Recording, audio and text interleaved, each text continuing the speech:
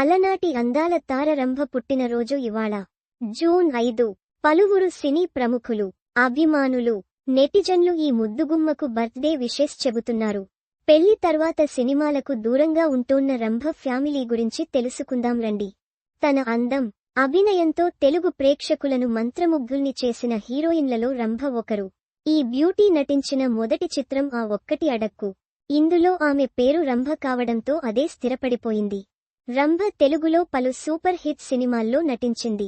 చిరంజీవి, బాలకృష్ణ, వెంకటేష్, నాగార్జున, మోహన్ బాబు, జగపతి బాబు, Rajasekhar, Suman, JD చక్రవర్తి తదితర star హీరోలతో కలిసి స్క్రీన్ షేర్ చేసుకుంది. తెలుగుతో పాటు తమిళం, మలయాళ, హిందీ, కన్నడ, బెంగాలీ భాషల్లోనూ అనేక సినిమాలు చేసింది రంభ.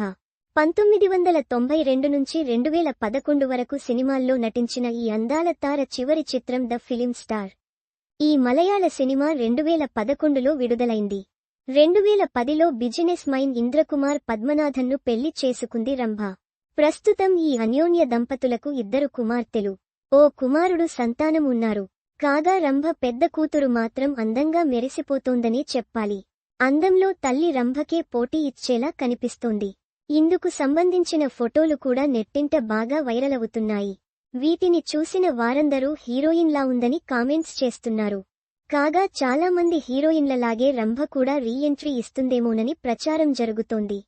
దీనిపై త్వరలోనే ఓ క్లారిటీ రానుంది. ప్రస్తుతం ఆమె తన ఫ్యామిలీతో కలిసి విదేశాల్లో సెటిల్ అయింది.